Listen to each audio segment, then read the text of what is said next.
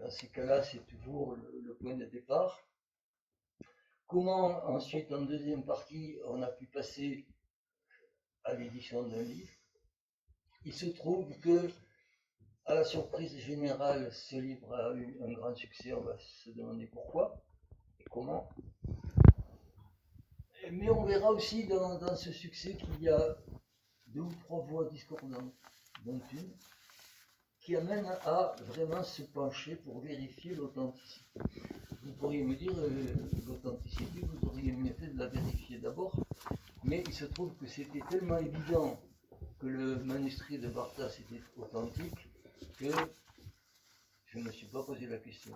Pour moi, ça allait de soi. Mais à partir du moment où il y a quelqu'un, on verra tout à l'heure, qui conteste, eh bien, il va falloir vérifier. Je dirais ensuite que la publication de Barthas, un simple tonnelier, a amené les gens à se dire, mais puisqu'on a publié ce tonnelier-là, ouais, mon grand-père il a fait ci, mon grand-père il a fait ça, et on va chercher et puis découvrir et faire apparaître de très nombreux témoignages. Enfin, ce livre qui a été publié pour la première fois en 1978 est toujours en vente et a toujours un énorme succès, puisque à l'heure actuelle on a dépassé, et même je crois actuellement largement dépassé, le chiffre de 150 000 exemplaires, ce que Louis Barthas n'aurait jamais pu imaginer, évidemment. Le manuscrit. 2 parties. Barthas, pendant toute la guerre, il a été mobilisé dès les premiers jours de août 1914 et démobilisé en février 1919. Donc il a fait pendant toute la guerre. Ça ne veut pas dire qu'il a fait toute la guerre au premier rang, en première ligne, mais il en a fait quand même une bonne partie. Il a donc rédigé des carnets de route.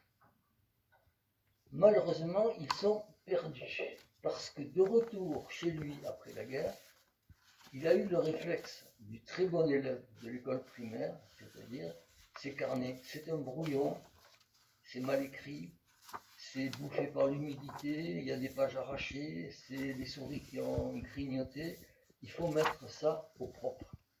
Et malheureusement, un de ses fils n'a pas compris qu'il fallait aussi garder les carnets originaux, ça c'est très dommage, et les a fait disparaître.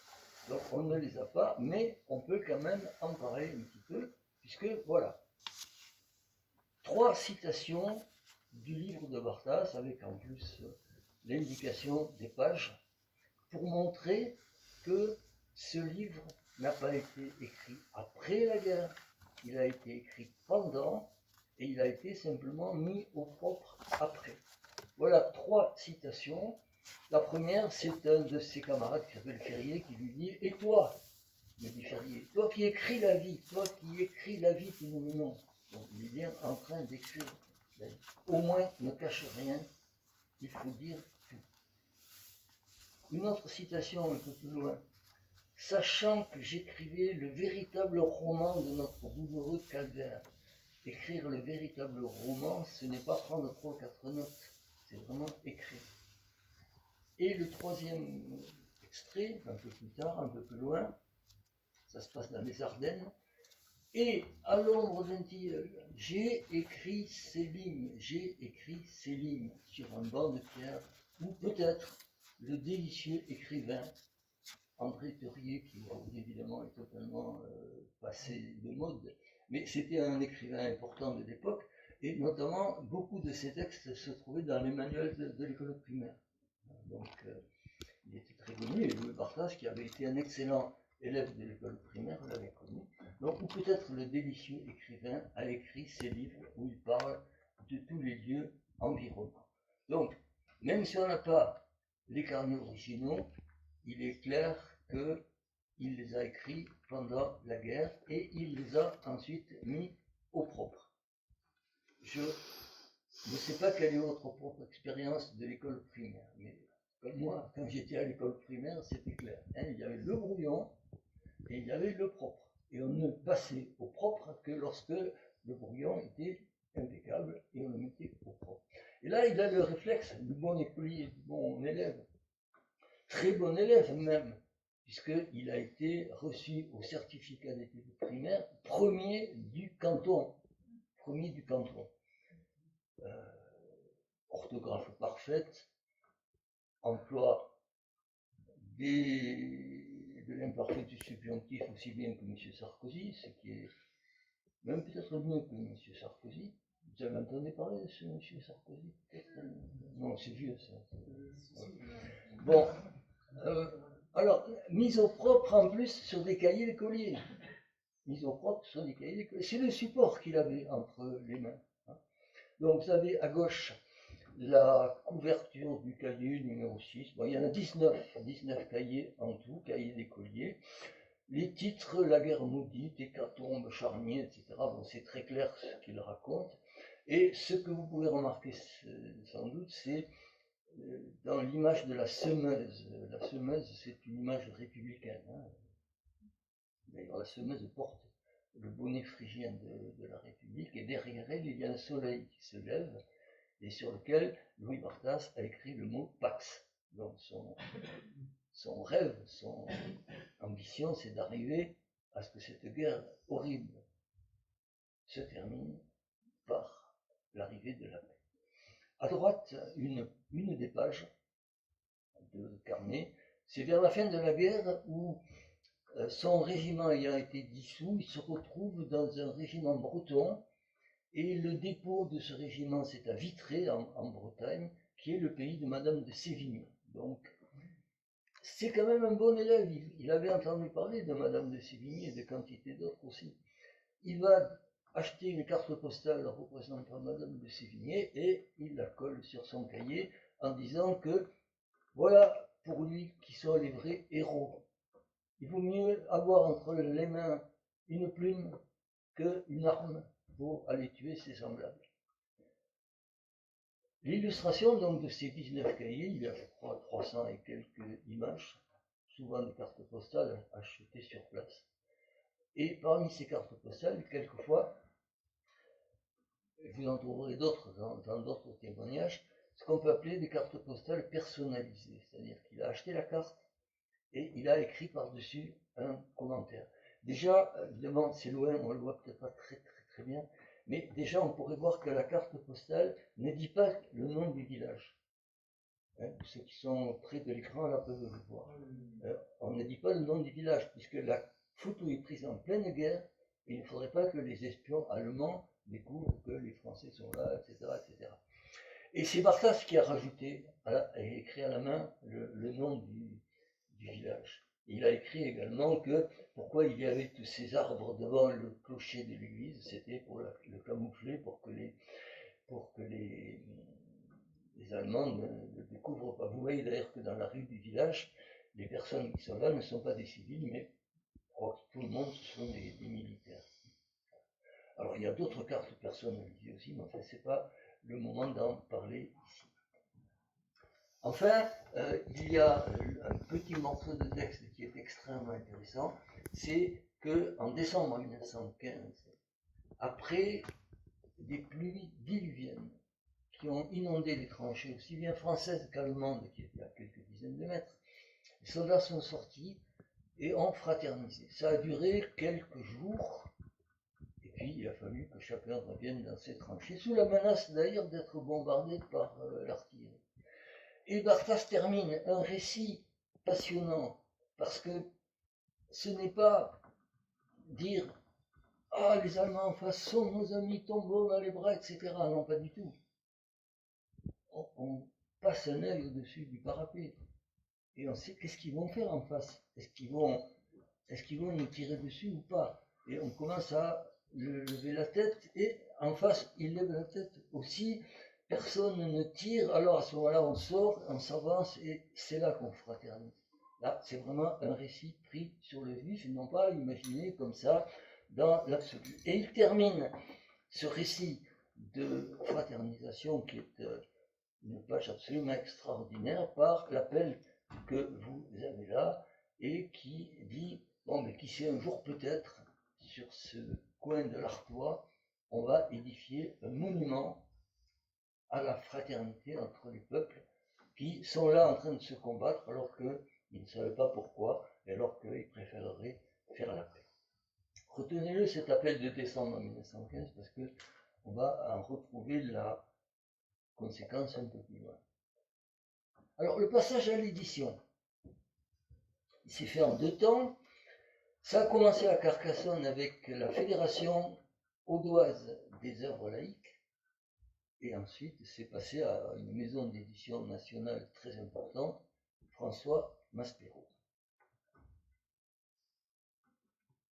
La FAOL a commencé à publier des témoignages populaires, on va dire, à partir de 1976, et c'est l'image de gauche sur l'écran, c'est une plaquette intitulée Les écoliers de Tournissan. Tournissan, c'est un village de l'Aude, dans lequel, pendant la Deuxième Guerre mondiale, 1945 donc, les élèves ont écrit des textes eux-mêmes. Les élèves entre 10 ans et 13 ans ont écrit des textes sur la vie du village. Textes manuscrits, écrits à l'encre, etc. Donc j'ai retrouvé le classeur complet à l'école normale de Carcassonne. C'est très intéressant parce que c'est vraiment la vie du village vue par les gamins.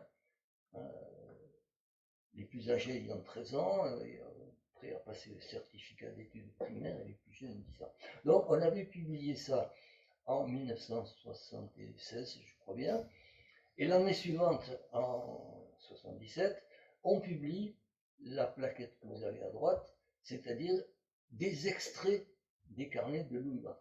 Là, on ne pouvait pas, on n'a pas les moyens de publier la totalité.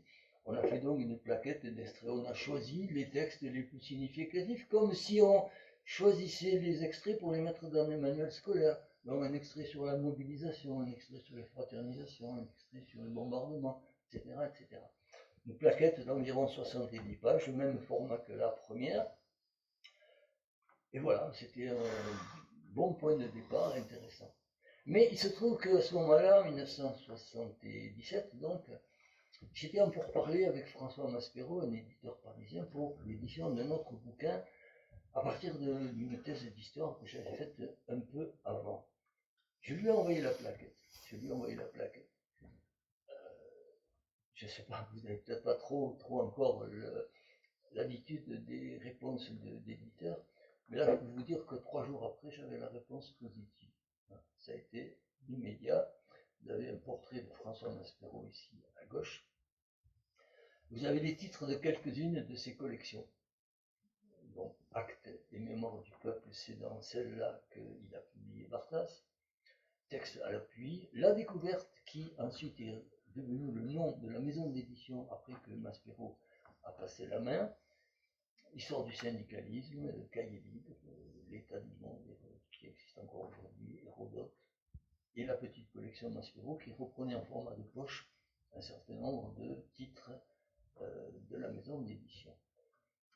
J'ai gardé un souvenir absolument extraordinaire de François Maspero, qui était vraiment un type formidable, qui prenait des risques. Alors des risques, c'est des risques financiers souvent, mais à l'époque de la guerre d'Algérie, il a pris des risques beaucoup plus importants, puisqu'il a publié des ouvrages de décolonisation qui sont aujourd'hui très très à la mode, mais qui ne l'étaient peut-être pas à l'époque où la France était encore en guerre d'Algérie. Donc, hommage à François Maspero.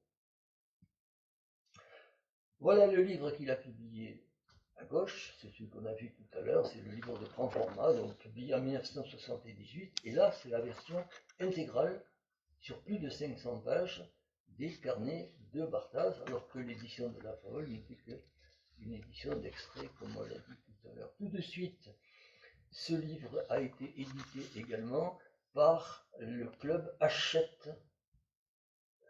Hachette, c'est aussi notre maison d'édition qui avait un club de livres et qui en a acheté, qui a acheté les droits en tout cas, pour publier 4000 exemplaires, alors que dans la version grand format de Maspero, il a tiré aussi à 4000. C'est des chiffres assez importants. Aujourd'hui, on a, sur ce genre de livre-là, on n'arrive pas tout à fait à 4000. Il a tiré 4000 juste avant le 11 novembre 1978. 4000 exemplaires. il a fallu faire un deuxième tirage avant Noël. Début novembre, avant Noël, deuxième tirage. Il s'est vendu vraiment comme des petits pains. Et c'est la raison pour laquelle un club de livres, Club Hachette, a acheté les droits et a publié aussi 4000. Entre les deux formules-là, 25 000 d'un côté au total et 4 000 de l'autre, on a donc presque 30 000 exemplaires, 29 000 exemplaires. Alors, le succès immédiat, bon, il est très clair. Ça a marché tout de suite, alors que c'était pas tout à fait attendu.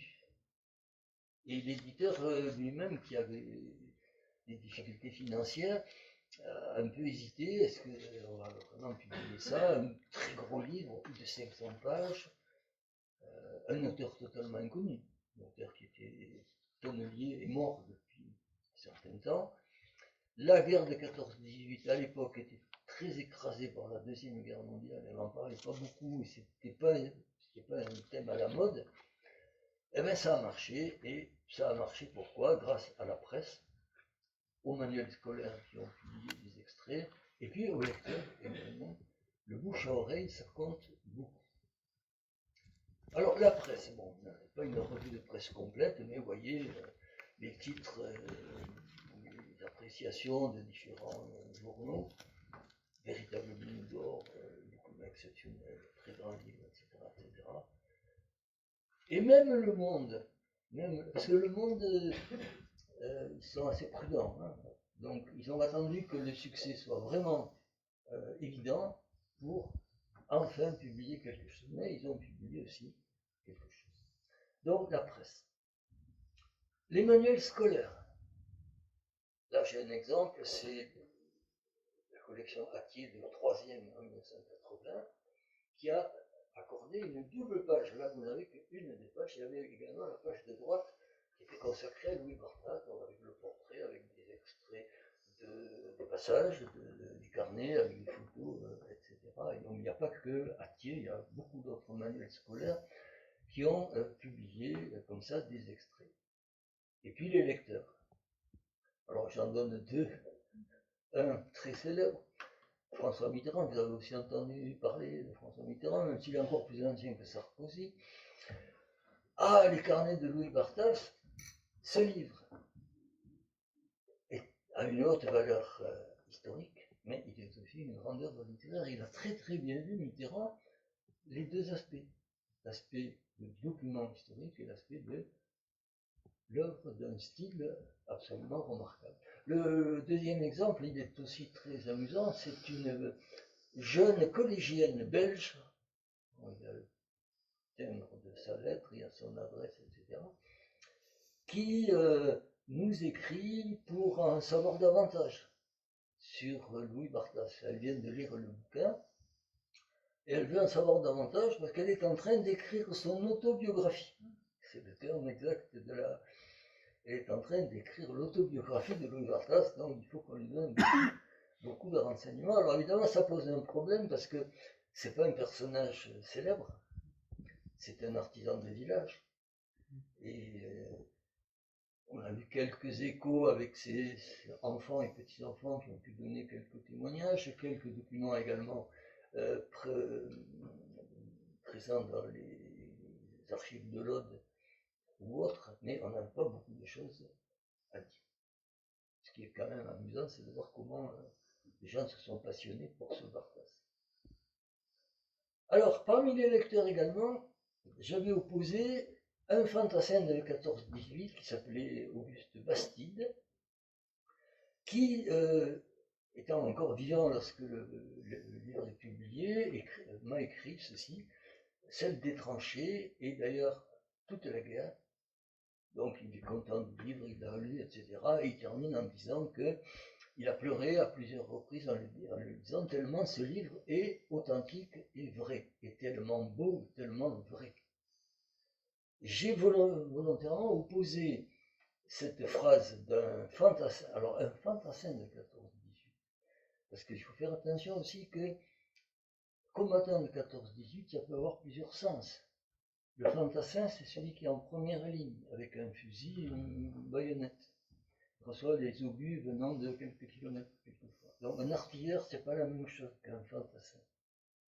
Ils ont fait la guerre aussi, ils ont eu des pertes aussi. Enfin, c'est pas la même chose. Là, je ne sais pas pourquoi ça. Voilà. Et donc, en plus politiquement, ce fantassin-là que j'ai connu était plutôt de droite, alors que Barthas était quand même membre du Parti socialiste. Donc, même quelqu'un qui n'est pas de même couleur politique, il a vécu la guerre des tranchées, il sait reconnaître l'authenticité du témoignage. Par contre, un jeune historien, c'est-à-dire un historien jeune qui essayait de s'implanter sur le marché de l'histoire, voilà ce qu'il écrit. L'auteur a écrit ses carnets de guerre à partir de notes personnelles prises pendant le conflit. Par son antimilitarisme, l'ouvrage est significatif. De point. L'auteur pousse au paroxysme la déformation du souvenir. Donc d'un côté, on nous dit, voilà un livre beau et tellement vrai, et de l'autre, on nous dit qu'il y a une falsification complète, une déformation complète du souvenir. Autant dire que déjà, on a tendance à prendre parti pour celui qui y était et qui sait ce qui s'est passé. Mais la remarque de ce jeune historien, qui n'est plus jeune maintenant, mais enfin qui l'a été à ce moment-là, m'a amené à cette autre partie, c'est-à-dire il faut absolument prouver cette authenticité qui saute aux yeux, mais bon, donnons des preuves. Donnons des preuves. Alors j'en ai trouvé dans d'autres témoignages écrits, dans des photographies de la collection du capitaine Hudel, qui était le capitaine de la compagnie dans laquelle se trouvait Barthas. Et puis d'autres textes aussi. Alors, prenons des témoignages écrits, je pourrais en prendre des centaines, mais bon, je n'ai pas la place, j'en ai choisi deux, de soldats qui étaient dans le même régiment que Barthas. C'est aussi important de voir. Alors, le premier à gauche, il s'appelait Léopold Noé, et quand il décrit la guerre de 14, étant dans le même régiment que Barthas, il décrit exactement les mêmes choses, simplement avec un talent littéraire inférieur. Pour atteindre le niveau de Barthas, c'est pas facile. Mais il raconte les mêmes choses. Bon. Et il envoie une carte postale à son fils, c'est cette carte postale qui est là, qui est extrêmement intéressante. Parce que sur cette carte postale, vous voyez deux poilus. Un vrai et un faux. Le faux, c'est celui qui est représenté en image. La photo a été prise dans un studio photographique parisien devant un décor qui veut représenter des ruines, un champ de bataille, etc. Bon, c'est un décor peint sur une toile.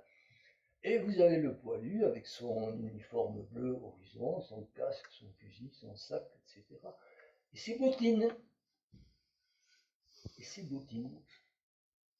Ils sont détranchés comme ça, avec les bottines qu'il aurait dans son magasin ou dans son bureau, etc. Mais le vrai poilu, lui, c'est celui qui a arraché un bout de la carte postale là-haut en haut à droite, sur lequel il avait écrit bon souvenir. Il a arraché ça et il a remplacé bon par mauvais. Voilà un témoignage qui confirme absolument les positions et les souvenirs de Louis Barthas. Le second, à droite, c'est un combattant toulousain qui a été aussi dans un des régiments de Barthas. En fait, il y a eu 3 régiments successifs de Barthas. François Guillem, il s'appelle François Guillem, et il raconte exactement les mêmes scènes, en particulier les scènes de fraternisation dans la boue. Bon, on pourrait en citer encore des quantités d'autres, je n'ai pas la place ici. Il se trouve que Louis Barthas parle très souvent de son capitaine, le capitaine de la compagnie, qui s'appelait Léon Hudel. Et ce Léon Hudel était journaliste, il n'était pas photographe, mais il a rassemblé une collection de photos qu'une de mes étudiantes a découverte chez un descendant du du capitaine Hudel et que nous avons déposé aux archives de l'Aude, puisque Barthas, aussi bien que Hudel, était originaire de Périac-Minervois, un village de l'Aude.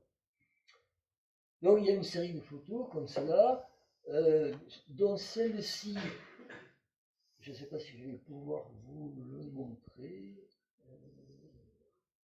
Le truc rouge, je ne vois pas passer.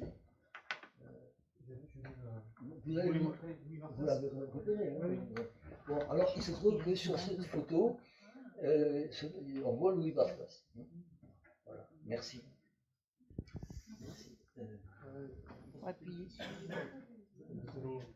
Et les personnages qui sont au premier rang, les 4, 5 ou 6 personnages qui sont au premier rang, sont parfaitement identifiés et Louis Barthas on parle aussi fréquemment. Il y a 2 sergents, il y a un sous-lieutenant, il y a un simple soldat, celui qui a la veste un peu entrouverte sur un plastron blanc, qui est un ami de Barthas et qui s'arrange toujours pour être au premier rang, alors que Barthas lui préfère être au fond, il n'est pas du tout porté sur la photographie. Enfin, ces photos, mais surtout alors celle-ci, représentent exactement des scènes que Louis Barthas a décrites. On est dans un lieu dit la cuvette, parce que c'est un peu en creux, et on peut être à l'abri des tirs tendus de fusil, pas des obus, hein, parce que les obus peuvent arriver en ce qu'on appelle un cloche. Mais on est à l'abri des tirs de fusil, et Louis Barthas nous dit, dans ce lieu, la cuvette, on faisait des parties de football. Bon, vous allez me dire, c'est pas du football, ça, c'est du rugby. Mais bon, les connaisseurs savent que. À l'époque, on faisait football pour les deux sports. Et que le rugby fait partie de tous les footballs qui peuvent exister. Il y a le football australien, il y a le football américain, il y a le football association, qui est celui qu'on appelle le football aujourd'hui, et le rugby aussi. En Languedoc, le dimanche, dans les villages, on disait on va au football. Et on allait voir un match de rugby en réalité. Donc ça, c'est pas une faute, bien sûr, c'est la réalité. À 100 mètres des premières lignes, nous dit Barthas. Et quand on voit la photo de la collection du capitaine Hudel, le capitaine Hudel, d'ailleurs, c'est celui qui tient le ballon au milieu de la photo, il nous dit photo prise à 100 mètres des premières lignes. Bon, voilà encore un exemple qui authentifie parfaitement le témoignage de Barthas. Et puis vous avez une série d'autres textes. Alors au départ, en 78, Barthas totalement inconnu. Maintenant que son livre est publié, on commence à le connaître un peu. Et il y a des historiens qui, par le plus grand des hasards, font des recherches sur autre chose et découvrent dans des archives publiques des lettres de Louis Barthas. Alors il y a des lettres qui protestent contre la mauvaise qualité du pain. Il y a des lettres qui demandent des marraines de guerre pour les jeunes combattants qui sont orphelins, qui n'ont pas de famille, etc. Et il y a publié dans ce livre, Nous crions grâce, lettres de pacifistes aux députés socialistes Brison qui avaient refusé les crédits de guerre. Il y a une lettre signée de Louis Barthas, alors que très souvent, elles ne sont pas signées à cause de la peur de la censure, évidemment. Là, il y a une lettre qui réclame, ou qui demande en tout cas, à M. Brison de lui envoyer des prospectus pacifistes. Donc, que Barthas était pacifiste, on en a là aussi une preuve directe. Donc, voilà. Et puis, il se trouve que on a un moment où ces deux combattants, le combattant languedocien français et le combattant alsacien allemand, se sont trouvés absolument face à face. Alors ça n'a pas duré très très longtemps. C'était en décembre 1914, du côté de Vermelles, dans le Pas-de-Calais. Et le texte de Barthas dit comment ils ont traversé le village et se sont installés au-delà du village, avec à 800 mètres les tranchées allemandes. Et Dominique Richert raconte aussi comment devant le village de Vermelles, il y a les Français qui sont aussi à 800 mètres. Alors ce Dominique Richert, retenez-le, puisque on va tout à l'heure en reparler de plus près. vous avez la couverture du livre de Richard en allemand, car Richard ne parlait pas français, il parlait alsacien et il écrivait ce qu'on lui avait écrit, ce qu'on lui avait appris à l'école, c'est-à-dire qu'il écrivait l'allemand. Et vous avez la carte de publicité de la maison d'édition de Dominique Richard, qui est présentée entre guillemets comme le Louis Barthas allemand. Je passerai rapidement là-dessus sur la question, le fait que Louis Barthas, quand il a été publié, a représenté un déclic pour la recherche d'autres témoignages. Alors, un simple tableau sur deux bouquins, l'un dont Alexandre a parlé tout à l'heure, le livre Témoins de Jean Norton Cru en 1929, 250 témoins, ou 252, mais enfin bon, j'arrondis, 250 témoins. On a leur profession et on s'aperçoit que intellectuels et classes dirigeantes représentaient 78% du corpus, étudiants 22%. Alors, quand on sait que les étudiants à cette époque-là allaient devenir à leur tour des membres des classes dirigeantes ou intellectuelles, vous avez 100% du total. Quand on a publié en 2013, juste avant le centenaire était déjà là, le livre collectif 500 témoins, les intellectuels, les classes dirigeantes sont toujours très nombreux, évidemment, 42%, étudiants 8%, mais surtout, voilà, le déclic provoqué par Louis Barthas, on a maintenant la possibilité d'avoir la moitié du corpus, 50%, la moitié du corpus sont des paysans, des artisans, des ouvriers, des petits commerçants, des petits instituteurs, etc. Enfin, je termine avec le fait que en 2024, après donc de très nombreuses années, le livre de Barthas est considéré comme un long seller. Alors cette expression, vous la connaissez sans doute, puisque vous êtes déjà un peu dans la préparation au métier. C'est un livre donc qui ne s'est pas vendu à des millions d'exemplaires à la sortie, mais qui reste là et qui est toujours publié. Je vous ai dit, au total, on a actuellement dépassé 150 000. À gauche, vous avez la première, c'est encore la deuxième édition de poche. En tout, il y aura trois éditions de poche. C'est la deuxième, celle du centenaire, celle qu'on a sortie spécialement pour le centenaire. Vous avez à droite la version dessinée, on va dire, graphique, des carnets de guerre de Louis Barthas, qui est publié aussi il y a quelques années. Alors tout ça s'est épuisé. Hein. Il n'y a que celui qui était en couverture en la une de mes images qui est disponible. Tout ça s'est épuisé. Première publication en langue étrangère, curieusement, on aurait pu dire ça va être en allemand ou en anglais, non, c'est en néerlandais. Alors là, ce qui est intéressant, c'est de dire pourquoi. Eh bien, tout simplement, c'est un éditeur d'Amsterdam qui était francophone, qui a lu le carnet de Louis Barthas et qui a eu un tel coup de cœur qu'il a dit il faut absolument que je publie ce livre. Il a publié aujourd'hui, ils en sont à 6 éditions successives en néerlandais, alors que les Pays-Bas ont été neutres pendant la Première Guerre mondiale. Hein, donc ça montre quand même qu'un livre de cette qualité a pu être traduit dans cette langue. L'autre à droite, c'est en anglais, publié par une maison d'édition américaine, mais pour le monde anglo-saxon en général. Là aussi, ça marche très bien. Là, chez les anglo-saxons, c'est pas tellement le grand format et livre de poche, c'est plutôt le livre qui a une couverture dure et le livre à couverture molle, si je peux dire. Et donc là, et puis encore, ils ont aussi la version en e-book, c'est-à-dire en livre électronique. Bon, en espagnol, alors là également, Espagne neutre pendant la Première Guerre mondiale, mais l'éditeur de Madrid,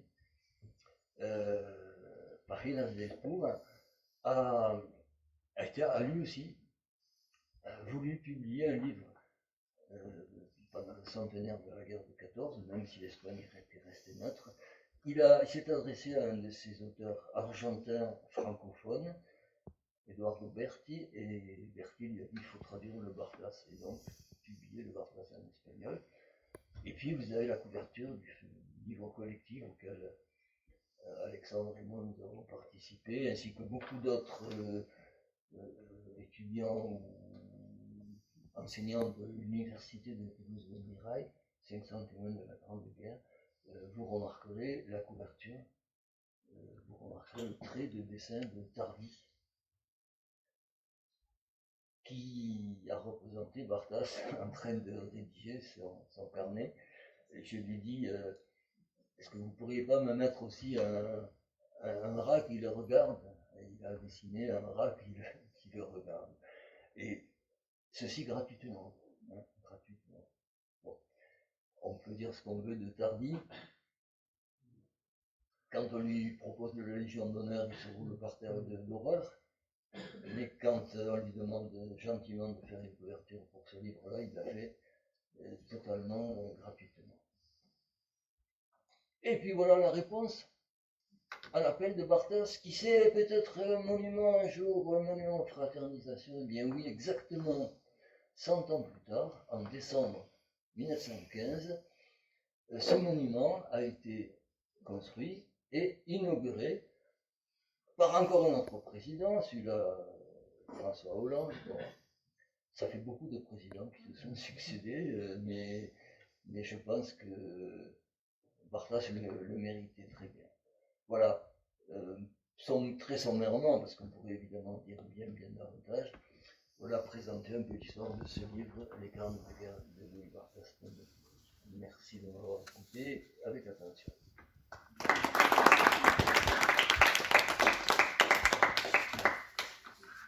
Donc, pour faire peut-être transition, j'imagine que l'évocation de la BD, c'est le moment d'en parler, est importante pour vous parce que je pense que vous étiez présent à Toute histoire est histoire contemporaine avec la BD qui a été éditée en collaboration avec le Master d'Histoire publique et l'INUC. Je n'ai pas oublié l'histoire de la Shoah par balle, on en a parlé tout à l'heure. C'est déjà connu et c'est déjà reconnu puisque des gens l'ont lu et l'ont beaucoup apprécié.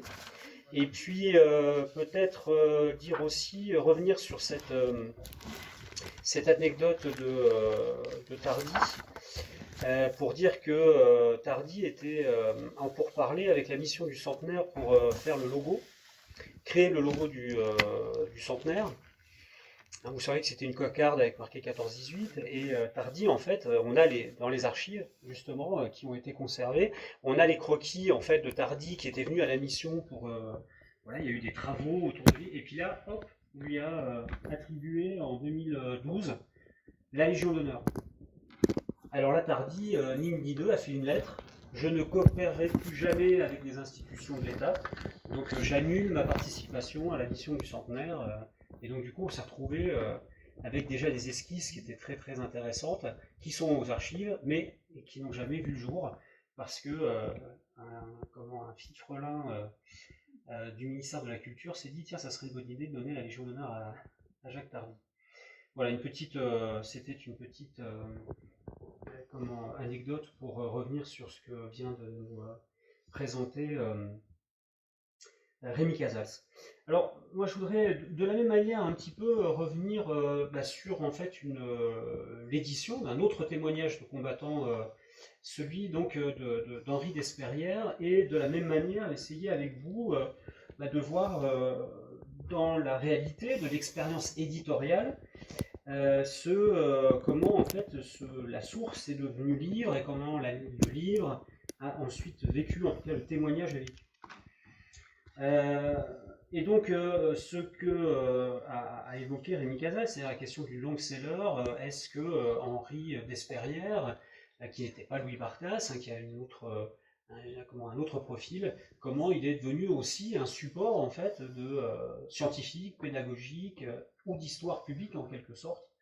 On va explorer un petit peu cette question ensemble en quelques minutes.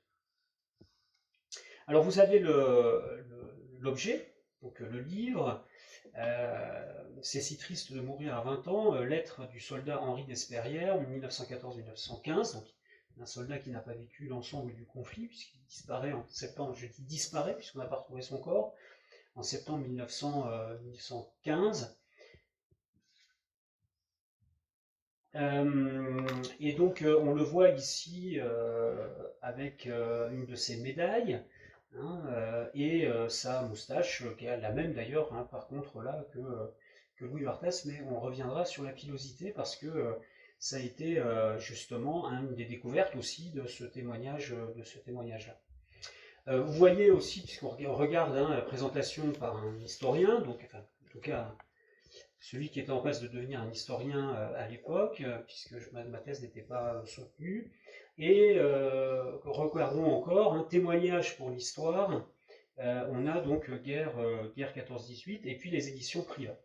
Voilà l'objet, voilà la couverture, et à partir de là, on va essayer un petit peu de comprendre comment on en est arrivé là. Alors l'histoire commence avec la rencontre avec le témoin, comme Rémi Casals en a parlé. C'est l'invention en fait d'un témoignage. Henri d'Esperrières en fait est un soldat du Lot-et-Garonne, de la commune de Montflanquin. Vous avez entendu parler peut-être des reclus de Montflanquin, enfin une histoire sordide qui a un petit peu été à l'honneur il y a quelques années. Donc Montflanquin, petite bourgade du Lot-et-Garonne, et Henri d'Esperrières en fait est originaire d'un hameau qui est juste à côté. Et sa famille est de là, ils sont petits propriétaires terriens, ils sont alors plus agriculteurs que paysans, hein, puisqu'ils travaillent dans la pruniculture déjà à l'époque. Il a lui-même 21 ans lorsque la guerre éclate, il était étudiant à Toulouse et il est au 14e régiment d'infanterie de la ville. Depuis déjà un petit bout de temps, 1913 c'est la loi des 3 ans et il est, j'en dis quelques mots du témoin, il est en caserne, ici en nuit ferme, hein, en sachant que ce service militaire va être encore un peu long. Et voilà un petit peu le profil d'Henri d'Esperrières, que l'on découvre en fait grâce à une revue qui s'appelle Sous les Arcades, qui publie régulièrement, et encore aujourd'hui, à Montflanquin, vous savez, ces associations, sociétés un petit peu culturelles, archéologiques, anciennes.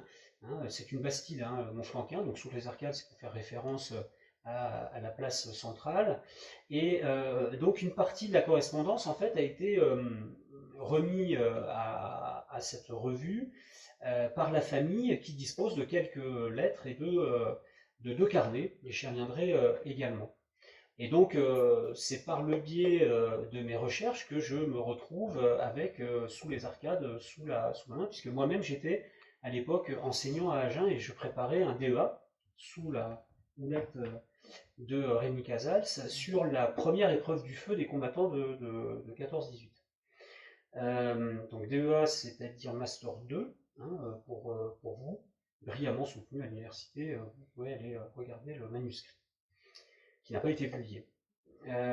Et donc je cherchais en fait 2 pistes, des soldats qui avaient participé à l'entrée en guerre, ce qui n'était pas trop difficile, puisqu'on a plus de carnets en fait et de correspondances, de sources directes de soldats qui sont rentrés en guerre que de soldats qui sont là à la fin de la guerre, hein, ou de soldats qui sont rentrés en guerre en fait pendant la guerre. C'est-à-dire qu'on a plus de sources, mais ça on ne va pas rentrer dans ces discussions documentaires.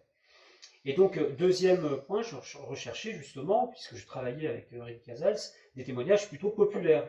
C'est-à-dire que je ne voulais pas étudier l'entrée en guerre à travers justement Galtier-Boistière, la fleur au fusil, mais au contraire mettre à distance ce mythe, hein, de l'entrée en guerre en allant voir expérience et pratique des soldats.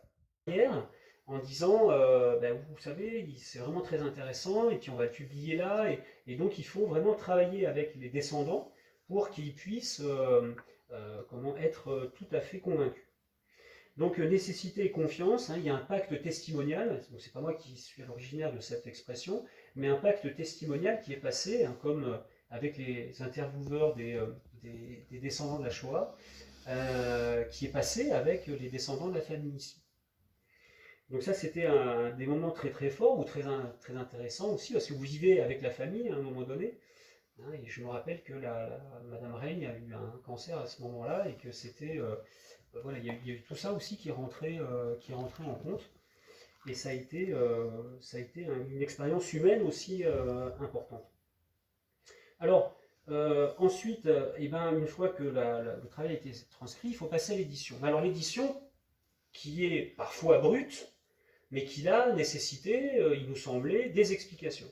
Et c'est là qu'intervient en fait le mot l'introductif, la préface et la postface, mais aussi l'appareillage critique.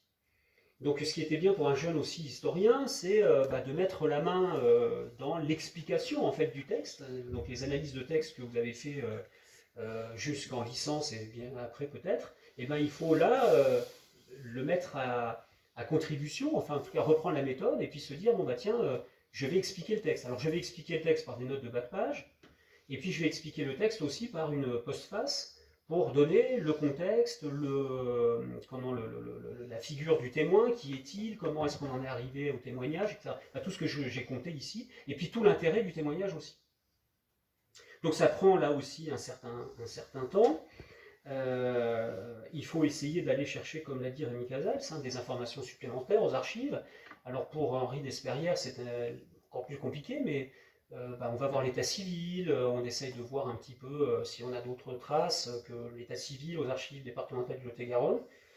Et donc on se renseigne aussi sur la guerre. Et ce qui est intéressant, c'est que même en se disant, tiens, je commence à être un spécialiste de la Première Guerre mondiale, et ben vous faites face à du vocabulaire, par exemple, du vocabulaire technique que vous comprenez absolument pas. Alors là, par exemple, pour reprendre quelqu'un qui a un autre témoignage chez Viguier dans la même collection, où là c'est un chirurgien qui est dans les tranchées. Ce qui est super intéressant, c'est que ce texte supplémentaire, ces notes de bas de page, etc., ça vous oblige à aller intellectuellement rencontrer d'autres univers. Pardon ? Viguier, V-I, alors je ne sais plus si j'ai mis son... Ouais, Viguier, V-I-G-U-E-R. Dans la même collection, donc témoignage pour l'histoire. Mais j'y reviendrai peut-être d'un mot. On a demandé à l'époque à un personnage qui nous a laissé aussi une belle empreinte, le général André Bach, de faire la préface. Il a accepté tout de suite parce qu'il était vraiment donc c'est un spécialiste. Alors c'est l'ancien directeur du CHAT, du service historique de l'armée de terre à Paris.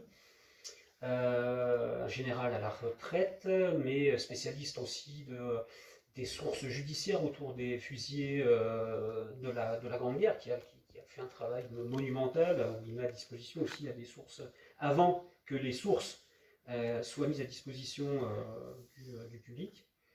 Il avait vraiment défriché le terrain. Et le général André Bach, je pense, adorait se frotter à la jeunesse, puisqu'il était avec nous au CRI de 14-18, et il a accepté tout de suite de préfacer ce travail en le mettant justement en perspective. Ce que le jeune historien avait plus de mal évidemment à faire. Et puis ça donne de la caution aussi au témoignage.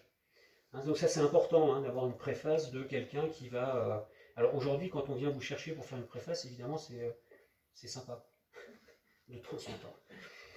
Bon bref.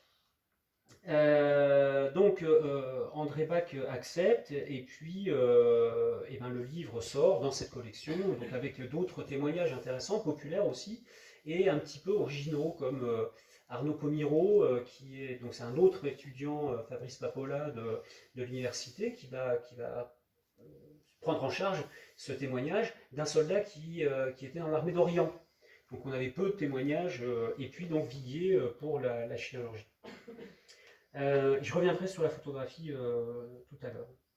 Voilà un petit peu la genèse, quelques mots là-dessus, et je voudrais terminer sur comme l'a fait un peu Rémi Casals, et on ne s'est pas concerté pour ça, la postérité du témoignage d'Henri Despérières. Donc, d'abord, un premier mot peut-être sur la réception, parce que un livre, il faut, pour la maison d'édition, mais pour aussi l'auteur, pour aussi le témoignage et la famille, il faut le faire vivre. C'est-à-dire si vous éditez un livre qui reste dans les rayons des archives ou des bibliothèques, c'est pas forcément ce que vous souhaitez, puisque l'idée c'est de mettre à disposition du public. Donc ça a été le rôle de l'auteur, mais c'est aussi le rôle de l'éditeur. Alors la première des choses, c'est que on a sollicité le conseil départemental du Lot-et-Garonne pour le financement du livre, et on a pu faire une présentation de l'ouvrage dans les locaux du conseil départemental. Donc ça c'est intéressant pour vous à entendre, hein, d'aller voir aussi les collectivités locales, peut-être intéressant. Et puis il y avoir une série de présentations, notamment à Ombre Blanche. Alors pas Ombre Blanche, pardon, à l'époque, puisqu'il y avait la librairie Priva. Je ne sais pas si elle existe encore, la librairie Priva. Oui, elle existe encore. Bon. Donc la librairie Priva, donc il y a présentation du livre, quelques conférences pour faire vivre l'ouvrage. Et puis vous avez des comptes rendus, hein, c'est important. Des comptes rendus donc d'ouvrages qui sont faits dans les Annales du Midi, par exemple. Mais alors moi, il n'y a pas eu Le Monde, hein, qui s'est précipité sur Henri Desperrières, mais il y a eu la Dépêche du Midi, hein, ce qui est déjà quand la Dépêche du Midi était encore lisible. Et puis sur après les comptes rendus, il y a aussi avec les comptes rendus, il y a le compte rendu dans les revues de population éclairée. Je pense à la l'APHG, par exemple, l'Association des professeurs d'histoire-géographie, et c'est important, parce qu'on l'a vu pour les manuels scolaires, c'est important que les professeurs s'emparent de ce genre de témoignages qui sont publiés. Donc il y a eu un compte-rendu dans la revue Historien et Géographe, et ça a permis aussi à Henri Desperrières de dépasser les lecteurs. Alors on n'est pas à 150 000 exemplaires, hein. Au départ c'était... je pense que c'était 2000 exemplaires et il s'en est vendu peut-être 1000-1500 exemplaires, hein, d'Henri Desperrières.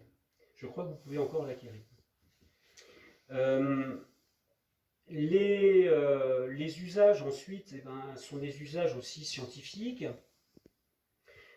parce que le témoignage d'Henri Desperrières finalement va venir gonfler, compléter, enrichir des séries en fait de témoignages, comme a fait tout à l'heure Rémi Casal la comparaison entre Louis Barthas et d'autres poilus.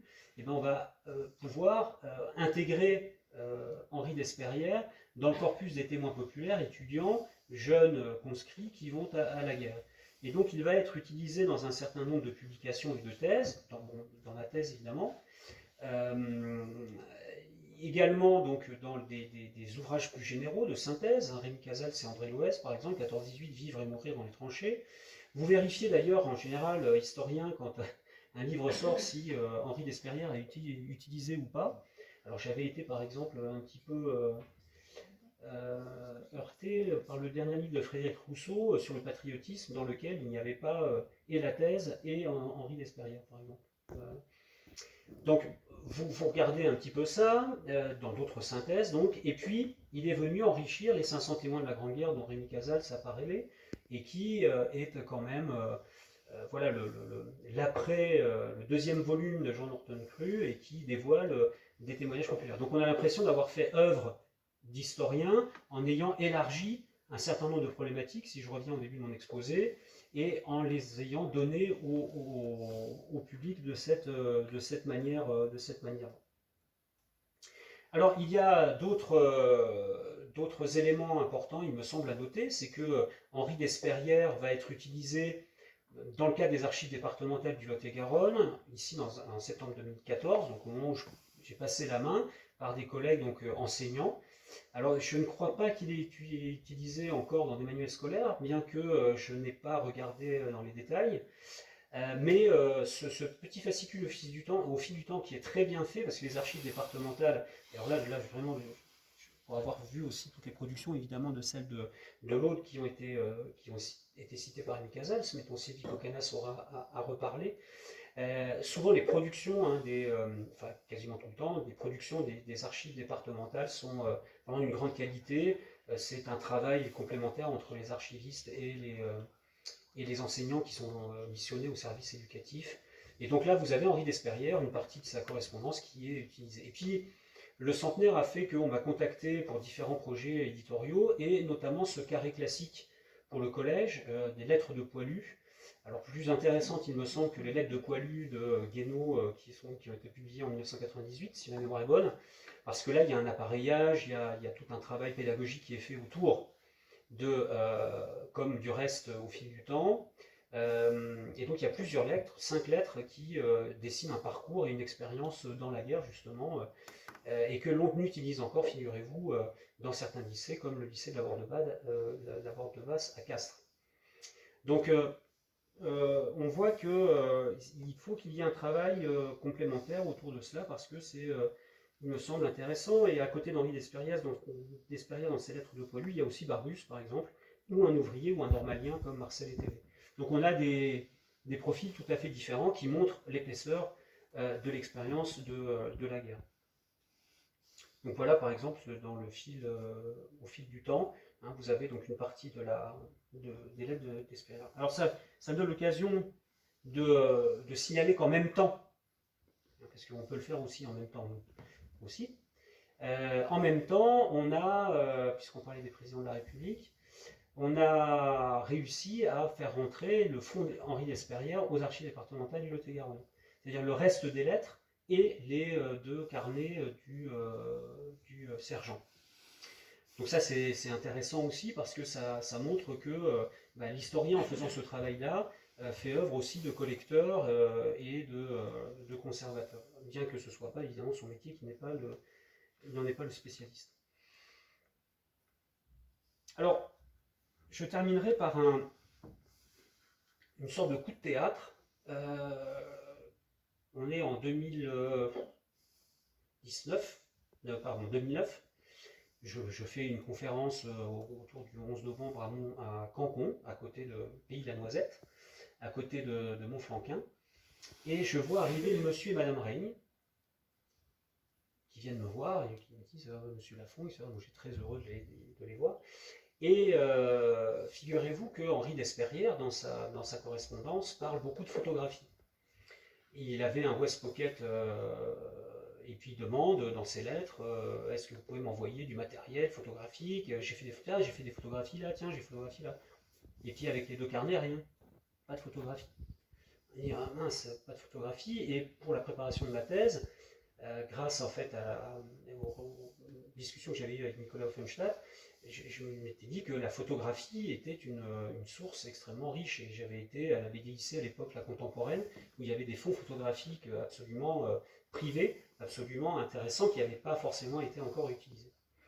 Et ils viennent avec une petite boîte dans laquelle il y a 50 photos.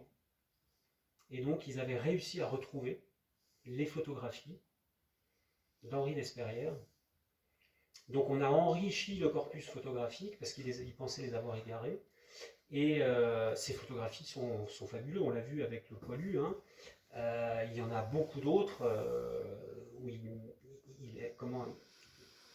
ça permet de faire vivre le témoignage d'une part, mais surtout d'en mesurer la véracité, puisque on a les photographies qui sont citées en fait dans sa correspondance. Donc là aussi, hein, la question de la véracité du témoignage, elle est vraiment tout à fait prouvée. Et du coup, ce corpus photographique a donné lieu à un article qui a été publié dans les Annales du Midi, hein, et qui m'a servi cette étude à nourrir un certain nombre d'articles et de ma thèse sur la question de la photographie en guerre. Et donc, on peut dire que dans ce mouvement, cité là aussi aux éditions Privat, hein, le travail de Rémi Casals sur un autre Poilu, Raoul Berthollet, un lieutenant et photographe, image de l'arrière-front, et qui, voilà, c'est cette idée de la photographie va irriguer un certain nombre de publications à la fin des années 2010, début 2010. Donc fin 2000, début de 2010, et on peut dire que la photographie est maintenant non plus illustrative, mais est devenue une source bien circonscrite et de plus en plus étudiée de 14-18. Mais je pense qu'il y a encore des fonds photographiques à publier qui sont extrêmement riches, notamment à la contemporaine. Et donc, toujours aux éditions Privat, puis là la boucle est bouclée. L'élargissement de ce travail a permis aussi de rencontrer Colin Miège, qui était donc bien quelques années après, qui était donc sous-préfet de Castres, hein, là aussi par l'entremise du découvreur Rémi Casals, et de travailler sur un corpus fantastique. Hein, Colin Miège, c'est donc, Désiré Sic. Son aïeux, c'est 1500 plaques de verre, c'est des lettres de son expérience au front, de son expérience au Maroc, c'est des lettres à sa femme, des lettres à la famille, et que Colin Miège, aujourd'hui, continue en fait à explorer, à publier, à retranscrire. Il en est peut-être au 5e ou 6e livre, avec là aussi la dépose du texte aux archives départementales des Alpes de Haute-Provence, si ma mémoire est bonne. Donc un fonds incroyable. Mais qui, vous voyez, qui vit, hein, qui n'est pas seulement aux archives, qui est aussi mis à la disposition avec un appareillage historien en direction du public. Donc je terminerai ceci en disant que cette quête en fait du témoignage, notamment du témoignage populaire qui dort encore dans les familles parce que les familles n'ont pas forcément conscience de la valeur des vieux papiers, comme ils disent, parce que c'est comme ça souvent qu'ils nous les présentent. J'ai eu l'occasion, vous voyez, là ça retisse les liens toujours entre les archives, l'archiviste et l'historien. J'ai eu l'occasion il y a quelques semaines d'intervenir aux archives départementales du Tarn, à Albi, et une personne d'un certain âge est venue me voir en me disant mais moi j'ai une malle pleine de lettres et puis il me donne des éléments extrêmement utiles sur les cartes d'état-major, sur la manière dont elles étaient faites, sur le fait qu'il avait les cartes d'état-major en même temps que les lettres, etc. Donc j'ai hâte d'aller voir ce corpus-là parce que peut-être qu'il donnera lieu à une nouvelle édition, d'une part, et puis à un versement de fonds aux archives, d'autre part. Voilà, merci.